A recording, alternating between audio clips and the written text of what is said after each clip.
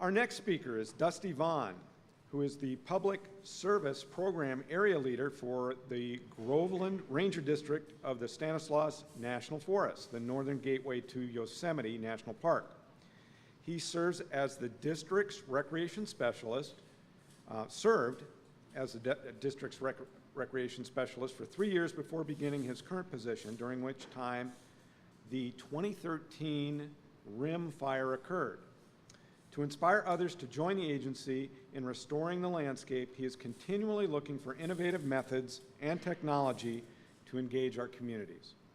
He has a bachelor's degree in biology and a master's degree in recreation resource management. So here's Dusty to talk about 3 R's in Converging Technologies for enhancing outdoor interpretation. Thank you.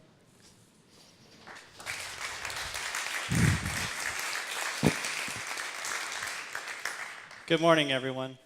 I'm very thankful to be here today to share with you some of the ways that we're trying to educate, engage, and inspire our local visitors and community to fall in love with the outdoors. I am a millennial. I was born in the 1980s, though I prefer the term digital native. I grew up in a world full of computers. I do not really remember a world without computers and without the internet. In fact, I learned math, science, grammar, and even history on a computer and by playing computer games, such as the Oregon Trail, which has led to a fear of dysentery in my life. In elementary school, I started coding, learned how to code.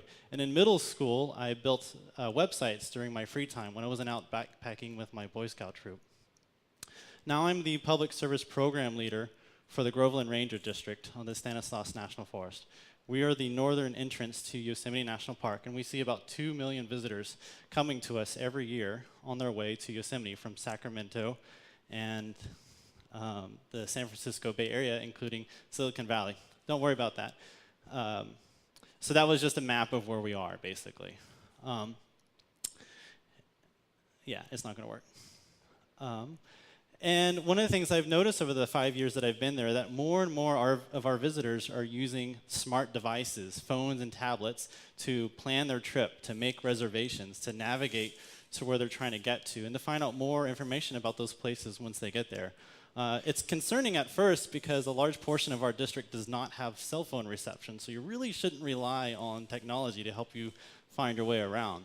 And also, with the Forest Service, we really encourage our visitors to disconnect, right, to unplug, and to have some actual face time with nature, especially in the Immigrant Wilderness area or the Tuolumne Wild and Scenic River that we have on the district.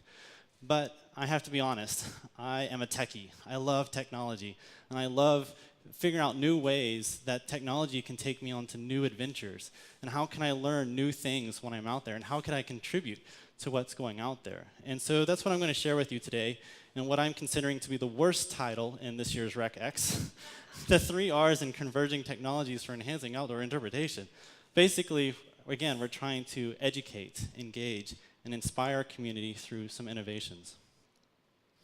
So the first R is QR, which stands for Quick Reference. And many of you have probably seen and even used these things before. They're basically a barcode that you can scan with your phone, which is a way of hard linking something in the physical world to more information either online or in an app somewhere. And we use this in a variety of ways. This is our Recreation Conditions Report, that every time we open and close a campground or day use area, we update this, but we provide a QR code at the top right there for folks to scan, and they can go to our website and get directions, make reservations, or find more information. We also make it available on our maps, such as our motor vehicle use map. You can scan this code and then download this map, which is actually a geo-referenced PDF. And if your device has a GPS on it, you can use a free app like Avenza to actually find yourself on the map. So the Groveland Ranger District is at the heart of the Tuolumne watershed, and this is a really important watershed for many reasons. The Tuolumne watershed provides all the drinking water to the San Francisco area, city and county. Also provides a lot of agricultural water to the Central Valley, where more than a third of our nation's vegetables, as well as 2/3 of the fruits and nuts, come out of. And in 2013, we had an event called the Rim Fire that burned 402 square miles. That's 6 times the size of DC in our area. And so we've been trying to look for more innovative ways. Oh, and by the way, since the rimfire, I haven't been allowed to give a presentation without mentioning it at least once. But we're trying to look at ways to engage on this attention that we've gotten from this event to, again, connect our folks to the watershed and to their drinking water source. And so to start with that, we started on a couple of projects. We partnered with a group called Holy H2O, which is a watershed education group in the Bay Area, and Nerds for Nature, which is a bunch of geeks. And what we did is we put up a bunch of these signs across the rimfire area, and we put an L bracket below that sign. And what you can do with your phone is you can take it, and you can take the exact same photo. The L bracket, we've got it lined up in a way that helps us take the same photo. And then what Nerds for Nature helped us do is put a harvesting script online that kind of goes across the internet and finds these photos that people have uploaded with those specific tags and organizes them into photo galleries. So basically, we've turned our visitors into remote sensors. It's also sort of a fun geocaching game because we scattered these things in 11 different locations across the rimfire footprint because we also wanted to demonstrate or illustrate how different areas are going to recover or respond to the fire differently. So it's a great educational tool. And there's a QR code there on the sign, which allows visitors to scan and look at the previous photos at that location. So here's some examples. Here's one of our trails immediately after the fire on a north-facing slope, and a user-submitted photo about a year later. And here's another location on a south-facing slope. The following summer, we had some grass, but not a whole lot of grass because we're in a drought in California. It's very dry out there. But that following winter, we had a little bit of rain, and so that next spring gave us some beautiful colors on the landscape. These are all user-submitted photos. Another thing that we did to try to continue our educational efforts is an audio tour of the rimfire, where the firefighters are telling the story of the firefight. And at each of these locations, there's a sign with information about what's going on there, and again, a QR code that they can scan to download the audio files and the map. So the next R is for virtual reality, and that's really making a comeback right now thanks to new technologies such as spherical cameras that really just take the push of a button to collect a 360-degree photo or video, as well as integration of 360 photos and videos into YouTube and Facebook and other social media sites. As well as Google was mentioned earlier about being innovative. Now you can take your phone and turn it into a virtual reality viewing device by simply placing it into a cardboard box here. So now what we're doing is going to all of those rimfire locations and collecting 360-degree photos and videos. So we'll now have a virtual reality story of the rimfire. Next, we're going to integrate that into a story map online.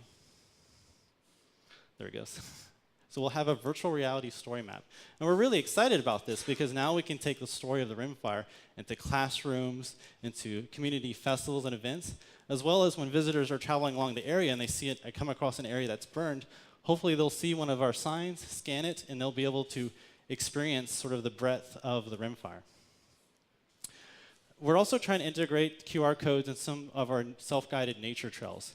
So, for example, at one location, you could scan a code and all of a sudden have a video or an audio presentation of a virtual ranger. Or there might be a great overlook that you come to, and you're here in the middle of summer, and you really want to know what does this overlook look like in a different season. So you can scan the code and then pick a season and see how it changes over each season. Finally, my third and final R is for augmented reality. And this is basically the overlay of computer-generated data, information, and graphics onto what you can see around you in the world. And Oliver Krylos and his team at UC Davis, thanks to a grant from the National Science Foundation, have really been able to make some great advances in the world of augmented reality with their augmented sandbox. And I really have to apologize. I really wanted to bring one here today, but I wasn't able to because the one back home was too big to put on the plane. And then the couple of mobile units that are here in the DC area weren't available to bring in today, so I really apologize. But I'm going to try and do my best to show you with some video. That's the power of the internet, right? If you can't do it, find a YouTube video. It'll help you out. So basically, what you have is a sandbox, and above it is a 3D camera. We use the Microsoft Xbox Kinect 360 camera, or 3D camera, sorry, that shoots an infrared. The camera reads that data that kind of captures the shape of the sand. It feeds it to a computer, and that computer generates a dynamic digital elevation model. And it also draws contour lines, which it then feeds to a projector. And so as you move the sand, the Kinect is kind of reading these changes in the shape of the sand and reprojecting the contour lines. So it's a really great tool for teaching kids and even adults how to read topo maps and what does terrain look like when you try to read a topo map. So it's a great topography teaching tool. The next thing you can do is you can feed it a digital elevation model that you already have. And this is Oliver demonstrating it on a show called The New Screensavers. So basically, he's got a digital elevation model of the Colorado River. He's given it to the computer, and now the computer is projecting where you need to move the sand to duplicate that landscape. And so blue is for remove, and red is for add. Once you finish the model, you can then overlay an aerial photo, and it's pretty identical to what's actually out on the landscape. The next thing you can do is add water. So you hold your hand over it, and the system reads your hand as a cloud, as a rain cloud, and you can add augmented water on top of this. And you can see how the landscape that you just built shapes water behavior. Now this whole system is an open source type project, so anyone and everyone is invited to go in, take apart the script, manipulate it, and add to it. What I'm hoping to do with my local team is to reverse the water script to allow us to add fire anywhere on the landscape so that we can really demonstrate to our new firefighters in our community how fire behavior is really shaped by terrain. And the next sort of step that Oliver is working on right now is combining VR with his AR. So if you have a computer that now has this model, this digital elevation model, you basically have a virtual world. And so now you can place yourself within that virtual world. In this example here, there is a reservoir, and Oliver is going to demonstrate sort of a failure of the dam. And he, on the computer screen that you see here, he has placed himself within that model to see what happens. He's slowed down the speed of the water so that it's only going about half the speed of what it would normally go. And what I'm hoping that will be a part of this is, I want to be able to put it on my phone and have this virtual reality experience.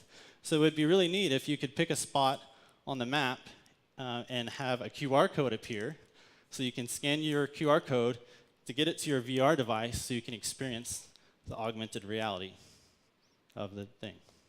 So these are some tools that we're trying to play with and integrate into what we're doing with educating folks about the outdoors.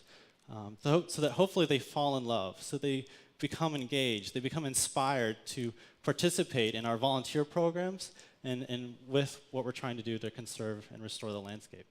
Thank you.